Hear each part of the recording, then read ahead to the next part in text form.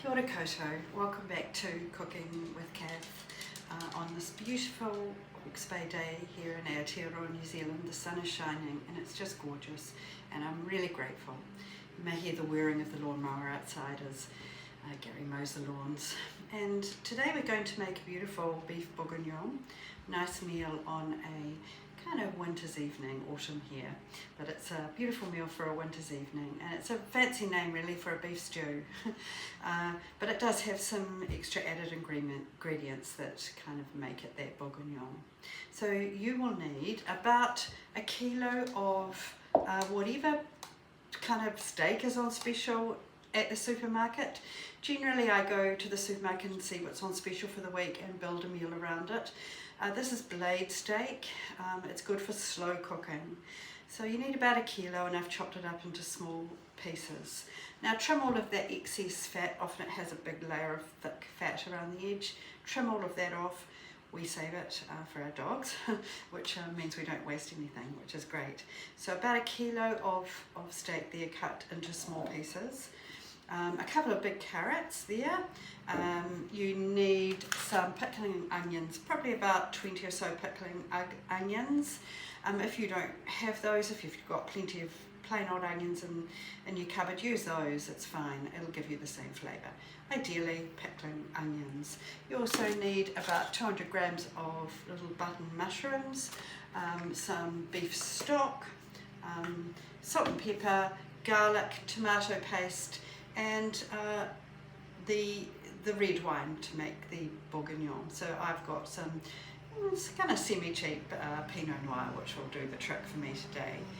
So to begin with, you need to marinate your meat. Now ideally overnight, but it's mid-morning here, so I've left it a bit late. Never mind, I'm just going to leave it to marinate for the time that I have really. So for the marinade, please peel your carrots, slice them into maybe just angled slices. They can go into your marinade bowl.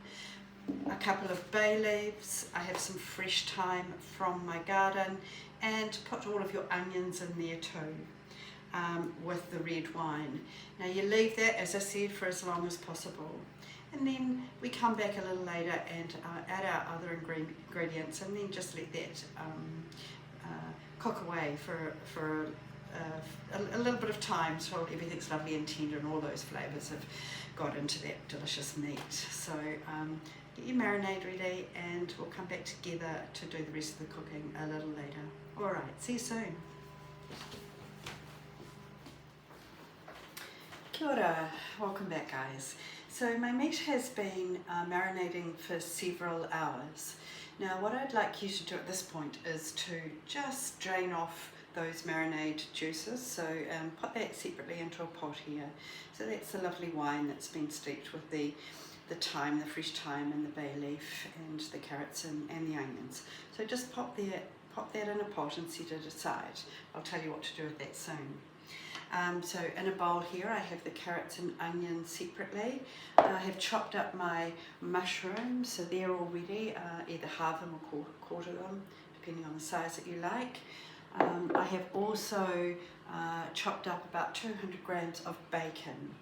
That's ready to fry away. Here is the garlic. I have about 4 cloves of garlic finely chopped. You will also need a bit of butter for frying things off. The first step, however, is to really sear that meat. Now as you can see, I've patted it off, patted it dry, which really helps with that browning process. So into my heavy bottomed pot, I'm going to add a little bit of olive oil and a little bit of my butter and really brown that meat off, possibly in batches. If you do it all together, it will start stewing in the juices. So get that pot really, really hot, sear that meat and then set it aside. And then we will come back and go through the next steps in the process. Alright, I shall see you shortly. Hi, as you can see, my meat is searing away here. I've done it in batches, browning it off so it doesn't kind of stew in any of the juices. We want it nice and brown, seared. Now while that has been happening, I've also got my pot of marinade on the stove, and what I'd like you to do is just boil that away until it reduces by half. That will give us that lovely juice to combine with our other vegetables when we are putting it all together in the oven for the bourguignon. Once I've finished searing the meat, I'm going to use the same pot with all those lovely, we're going to deglaze it really. Put your carrots and onions in there to brown off. Take those out. Then you're going to brown off your bacon and your mushrooms, and you can add the garlic at this point too, and just brown all of those off beautifully together. You can imagine all that lovely glaze that we're getting at the bottom of the pot. And once we've done that, that's when we add our fluids. You can also please add about a little bit of tomato paste once you've done all of your frying off. And we're going to put in our fluids and add a bit of tomato paste as well. Alright, I better go back to the frying meat. I shall see you shortly. Kia ora, hi. So, I've done lots of frying while I've been away. Firstly, I have browned off our beautiful beef cubes here. I have also browned off the carrots and the onions, and the bacon, garlic and mushrooms all together. So as I say, the beautiful marinade juices have reduced now by half. Now you will notice that some frothy foam rises to the top of that. If you could scoop those impurities off, and you'll be left with a lovely, relatively clear, beautiful sauce. So that's still simmering away.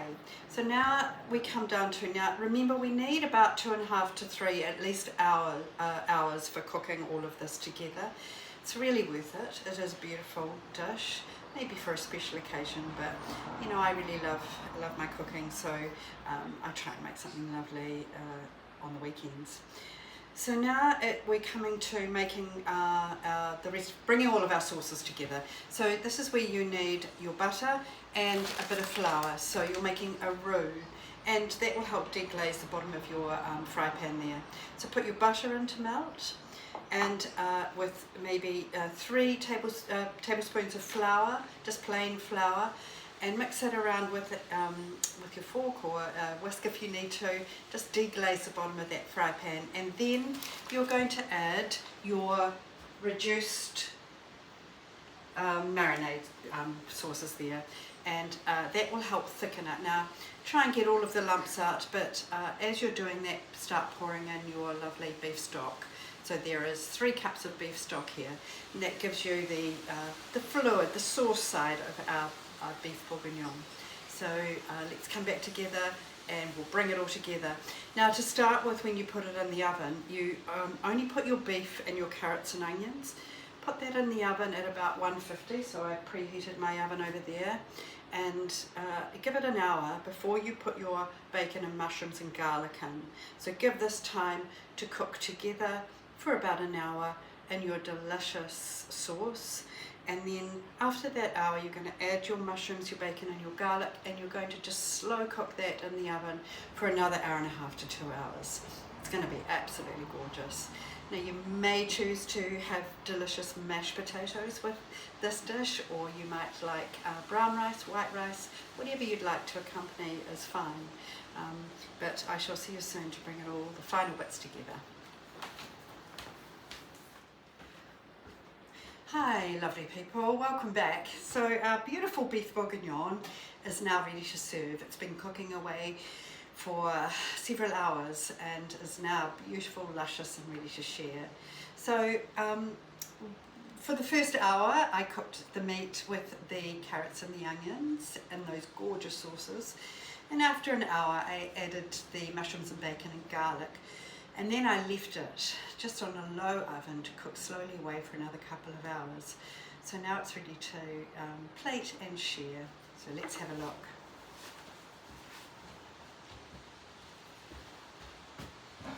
So here we go. Now I always cook enough food to serve a family of 10.